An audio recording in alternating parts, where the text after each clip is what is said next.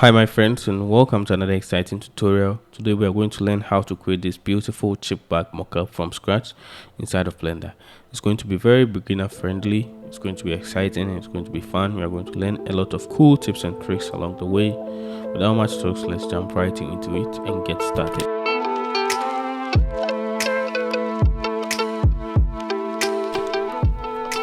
So as usual, we're going to start from scratch. So I'll hit on general, I'll select my cube and my light, hit on X to delete them from our scene.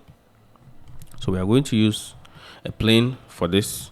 So let's do Shift A, mesh, and then let's add in our plane. So with our plane added, let's rotate it on the Y axis. So I'll hit on R, Y, 90 to rotate it 90 degrees on the Y axis. We hit on X to go to our front view, right orthographic view like this. Then we can hit on Tab to jump into edit mode. Right, so hit on S, Z, and then let's scale it up on the Z axis like this.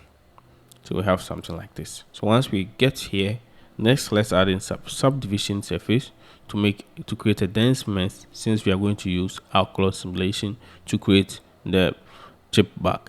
So I'll right click, subdivide, bring this up, and then add in more cuts. Right, so the higher the cuts, the better.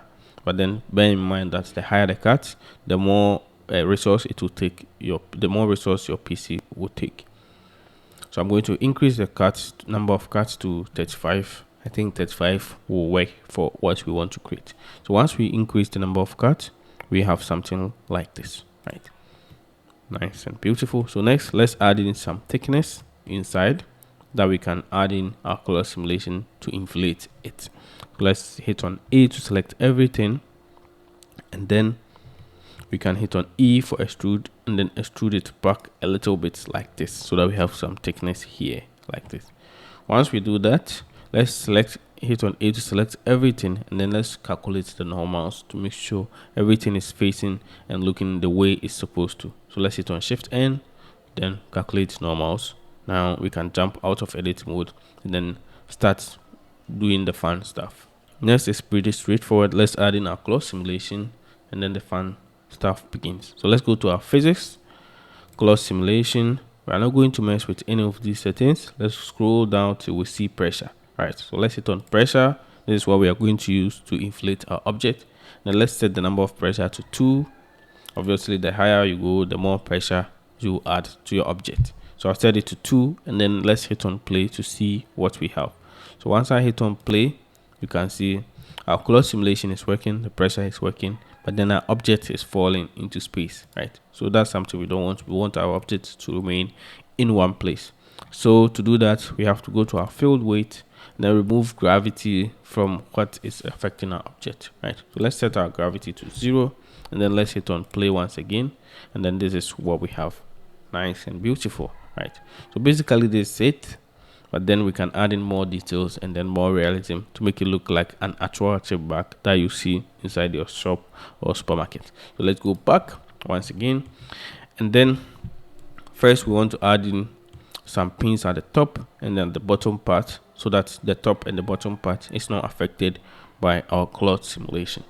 It's very simple. Let's hit on Tab to jump into edit mode, and then once we are here, we are inside our edit mode, we're going to drag to select this top part and then the bottom part, but then we want to select all around this object. So if I go back like this, you can see part of this back is not selected, which is something we don't want. So before we do our selection, let's make sure we turn on wireframe mode, and then we can now drag to select,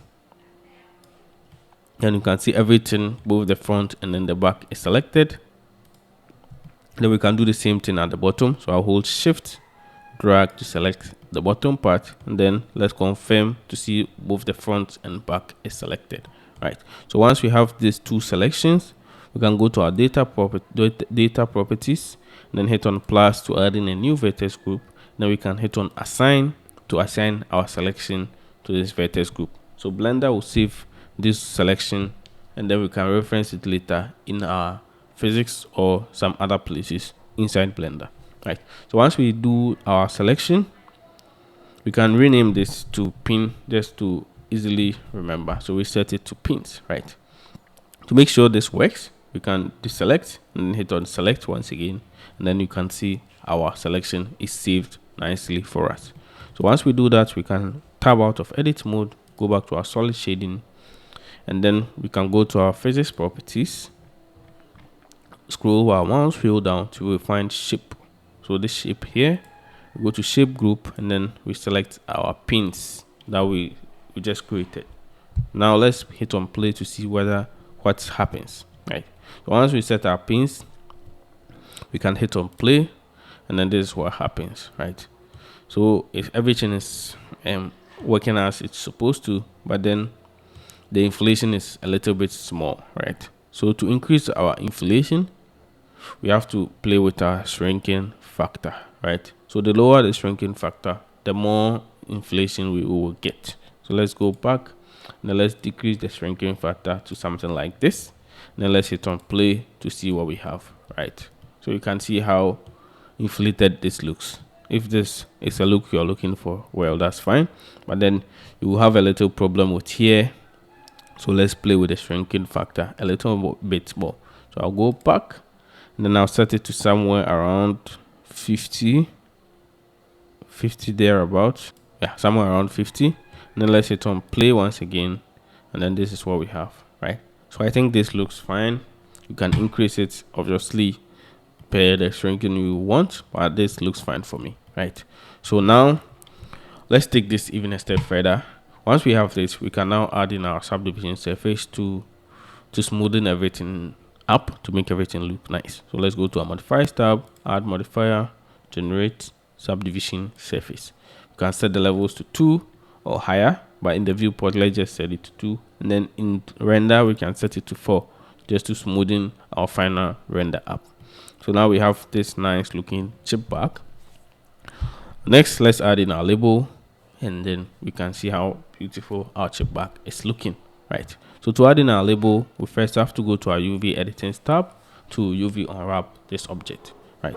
But bear in mind, this is still on the modifiers level, so we can still edit the main object. If we hit on tab, it's always this flat plane that we started with. All of these, the inflation and everything is happening on the modifiers level, right? So we can still edit this object, and then once we come back and then we hit on play once again, our simulation will take effect again because it's a modifier, right? So now let's go back to our UV editing tab, and then we hit on A to select everything, U for UV mapping, unwrap, and then we can do smart UV project, right? And then we hit on unwrap to unwrap our object, right? So nicely it's unwrapped here. So to be able to select this layout, we can come to this top here, and then this last one we said UV island select mode, we can select on this, and then we'll be able to select this and then this, right? So as you can see, we have the front and then the back. So this is the front, and then this is the back, and then this side here that we see is these small ones created here and then here, right? So we can select these two, G to move them to the side for now, then work with this front and back. We come back to these ones later. So once we do this, we can go back to our layout, and then we can add in our material. So I'll just drag this here, change this to our shader editor, then hit on new to add in a new material. So to see our material, let's just hit on viewport shading. Then with this selected, we hit on Ctrl+T to add in an image texture, open, and then we locate where we save our labels. I'm going to leave a link in the description below if you're following along, so that you can grab the labels to be able to follow along. You can do whatever you want with the labels. You can edit it, create your client project or whatever. So I'll select this label, and then I hit on open image, and then our label will be added to our scene like this, right? So we need to do a little bit of working and positioning inside our UV editing tab. So let's jump back into our UV editing tab. Then we have these two nicely like this. To see what we are doing, we can turn on the viewport shaded mode here, so that we can see what we are doing and how our layout is being affected, right? So first let's select the two, and then G to bring it in the middle like this, somewhere here. Then we can scale it on the Y axis to scale it up like this, just to fill up this space nicely like this, right? In the next, for these small ones, let's just select everything. S to scale it down, and then G to position it somewhere here inside the blues, right? So that they are all blues, nicely blue like that. So now let's go back to our layout tab, and then this is what we have, right? This is still looking upside down. We'll fix it in a moment, but let's scroll this up, and then let's go back. Let's select our timeline, and then make sure our timeline is set to 0, and then let's hit on play once again to see what we have, right? So our chips back and everything is looking nice. Our UV and everything is looking nice, but this is looking upside down. So to solve this, it's very simple. Let's hit on UV editing tab. Is this one? So let's go back. It's this one. So all we have to do is to flip it on the top. So right click, and then we can do mirror X and then mirror Y to flip it on the top and bottom. So now if you go to our layout, go back, and then we hit on play, you can see it's now looking nicely as it's supposed to. So everything is nicely unwrapped and nicely wrapped around our object beautifully, right? So at this point, you can either pause if you've had what you want, or we can move ahead to add in some more details, right? So next, let's focus on this top part and then the bottom part, adding the zigzag that you usually see, and then the strip, the lines that you see on like original chips back. So let's go back to our solid shading mode, hit on tab to go into edit mode, and then we can still play with this, right? So first thing we have to do is to drag to select, we have to select the top part. So go to our wireframe. Once we are in the wireframe mode, let's select this top part. Make sure we're selecting only the top vertices. So only the top one. This one is not part, only this one. And then let's hit on GZ to move it up a little bit like this, right? So once it's up like this, we can do Control R to add in some loop cuts in the middle. So I'll scroll my mouse view to have something like this. So once we add in the loop cuts, we go back to our face select mode. I hit on 3, then alt click, click, then click to select these 3 faces. So we jump one, select this, jump, select, jump, select, to make sure we have all these 3 faces selected. So once we have that selected, we can do Alt E for extrude faces along normals. Then we can extrude the faces a little bit out just to create some lines. So to see what we are doing, we can go back to our solid shading. Then this is what we have. This forget. So this is what we have. So we have this nice strips here. Exactly what we are looking for. Next, let's create the zigzag that we usually see on top of the chips. So let's hit on tab to jump into edit mode. Go into our edge mode selected. I think we don't need this line here. So alt click, select X, and then we can dissolve the edge to dissolve it. So we have something like this. Next, we can go to our top. So we go to our top orthographic view like this, and then let's drag. We are selecting only the top parts, right? So let's drag our mouse wheel like this, select these parts, including this. So we selected all the top parts. Make sure we have all of them selected, but we don't want this one. So I'll hold on shift and then I'll click to deselect that one. If you mistakenly select something, just deselect it. So once we have all the top parts selected like this, we go to our select, and then we go to checker deselect so that we select every other one. So it deselects the first one, select the second one, deselect the third one, select the fourth one, just like that till we are done. So once we have them selected like that, you can hit on G to move on the Z axis, and then we can bring them down like this, right? Or we can bring them up if we want, like this. I think up is fine, right? So that we have this nice zigzag going on for us. So once we are done with that, this is what we have, right? It's looking cool, but then we have another problem. We don't have the same thing at the back. So you can do the same process, which is a little bit slower, or we can jump into edit mode, select everything, then we hit on F3, right? We go to mesh, we hit on F3, and then we look for symmetrize. So we can just search for symmetrize, or you can go to mesh, and then you look for symmetrize here. Here, symmetrize, right? So we symmetrize it on x, negative x to x, so negative x to x, like this, so that it duplicates whatever at the whatever is at the top to the bottom, like this, right? So that we have the same, we don't have to do the same things here, but it will just duplicate everything for us.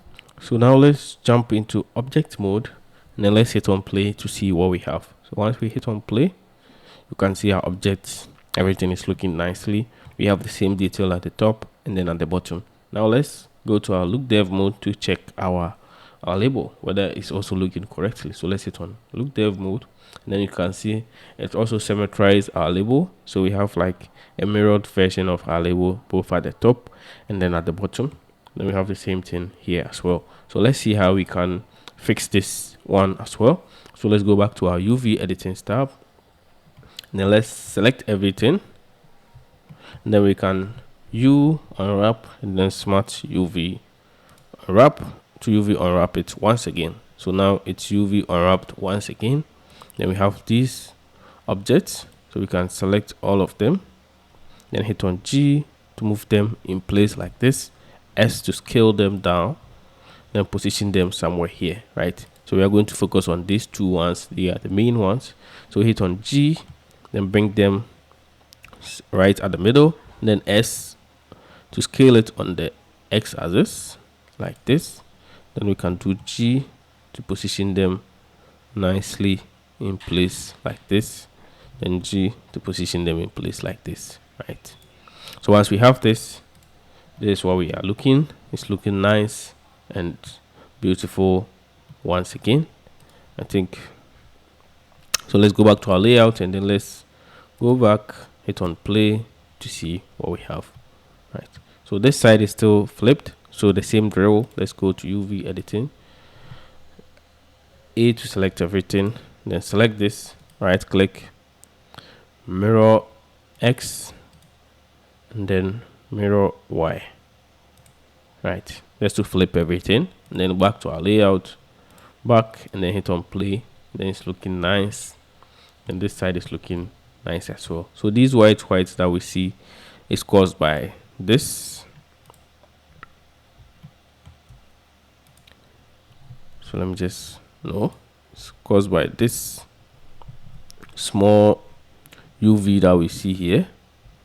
These ones, those are causing the white we see on the sides, right? So to solve them, you can bring this to the side like this, select these ones, G, then position them somewhere here, then G to bring this back in place like this, right? Then now if you go back to our layout, go back and then hit render, hit to simulate, to create our simulation once again. We have a very beautiful chips, right? So next we can now add in our final detail, and then we can add in our lights, our materials. We can add in our final details, and then we can set up our composition, right? So we have this, which is looking nice. So next we want to create some distortion on the top of this part, just to make it look a little bit more realistic, right? So this is very straight, which is, it's usually distorted here at the top part and then at the bottom part. So to do that, we have to apply our cloth simulation. So make sure you have everything as it is, or you can just create a duplicate and hide it, but I'm not going to do that. So with this selected, I'll go back to my modifiers tab, my cloth, and then I'll hit here and then hit on apply to apply my cloth simulation. So now the cloth simulation is applied. If I drag my timeline, nothing happens. If I hit on play, nothing happens because we've applied our cloth simulation. So now this is like our complete mesh that we can't do anything to it again. So now with our cloth simulation applied, we can go to our object mode, change it to our sculpt mode, and then with the default brush, I'm not going to do anything to the default brush, just bring it here, drag, just to create some distortions here and there, just on the side, so that we have this. Right, then we can do the same thing at the bottom as well.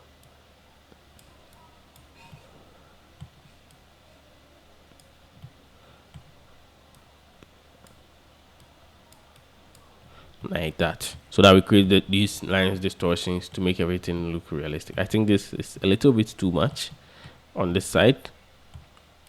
Let me see if I'm even increasing. This is a little bit too much on this side, but I think you get what you get the drill, right? So once we're done, we can go back to our object mode, and then everything is nice and set and ready to go. So to set up our scene, as we always do, we're going to drag this here to bring up this window. Then I'm going to hit on my camera to position our camera in place. Then we can lock it in place like this, so that we can see what we have. Next, let's go to our render engine, render properties, change the engine from EV to cycles, and then we change the engine to EV, from EV to cycles, and then device, we change it to GPU compute, right? So next, just zoom in a little bit, and then I'll hide this. Now we have our pouch like this. Next, we can start adding in our light. So to make this very simple, I'll go to world, and then I'll add in an HDRI here. So I'll select this background, Control T, open, and then I'll locate where I saved my HDRIs. Just Google free HDRIs, download some. Any of them will work. So I'll just select a random HDRI, add it, and then we can hit on render to see our render view like this. So this is what we have, which is looking nice and beautiful. With our back into our render properties, we will locate our film, and then we can hide our HDRI out of the scene so that we have something like this, right? So now at this point, it's totally up to you. You can create whatever composition you want. To create a very simple one, let's do Shift A, add in the plane, and then G to bring the plane at the back, rotate it on the y-axis, and then we can scale the plane out like this to add a very simple plane. And then we can create a duplicate, Shift D to create a duplicate, maybe rotate it out like this, and then you can easily play with this. Maybe create another duplicate at the back. Then the product is totally yours, so whatever composition works for you, please feel free to create a nice composition, and then you can finally hit on your render to create your render, right? But let me just go back a little bit, and then let's see if we can create something different, right? So to select this, R, Y, and then hit on 90,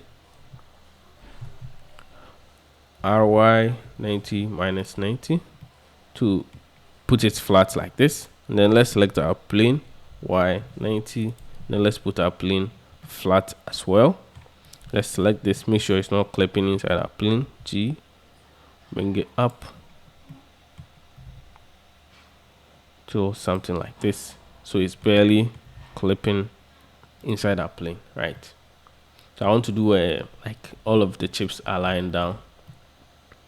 Let's see, right? So next, we are going to create a couple of duplicates. So select this, and then instead of doing Shift D, we are doing Alt D to create an instance duplicate. So Alt D to create a duplicate, position it here, and then select this, Alt D to create a duplicate, and then position it here, and then we select all of this for Alt D, create a duplicate, and then we position them here, right? Then maybe let's create one last duplicate, Alt D, duplicate, and then bring them here. And then next we can select these three here, and then G on the x-axis, then I bring them somewhere here, right? It's totally up to you. Feel free to play with it till you find something that works best for you. You can download a couple of the HCRI, and then you swap to see which gives you the best results. Yeah, so I think I'll go with something like this, right? And then maybe finally we can select our camera, and then go to our camera, add in a depth of field, and then we select object. Maybe we select this object as a focus object. Then we decrease our f-stop so that we have some depth of field here and there. And then we can add in our lights to the source. So Shift A, go to light, and then we add in an area light. Let me bring it up, and then on the side, then let me scale it up, increase the power. Let's give it the power of something like 1000, and then we can slowly rotate it R on the x-axis so that it starts pointing towards our scene like this, right? Maybe 1000 is small, 2000. Let's go 2000 and see. Yeah, so it starts pointing towards our scene like this. So it's totally up to you. Yes. So once you are done with your composition and all the cool stuff, you can go back to our render properties, the final composition, go to our color management, and then we can change this from the look. We can go with high contrast to give it this pointy look and feel. And then next, you can set your max samples. I'll set mine to 100 just for the purpose of this video. And then we can do render, and then render our final image. So our final image is being calculated. So as you can see, this is the finished image. It's looking nice and beautiful. If you want some more reflection, I forgot to tell you, you can add in some more reflection to make it look more reflective. So let's go back. Let's go back, and then select your object. Go to your objects here, and then we can increase the roughness a little bit just to get this nice shiny rubber material. So once you're done, you can hit on save, and then save everything once again. Thank you very much for watching. I hope we've learned a lot. It's my friend here. Peace, and then see you on the next one. Peace out, my friend.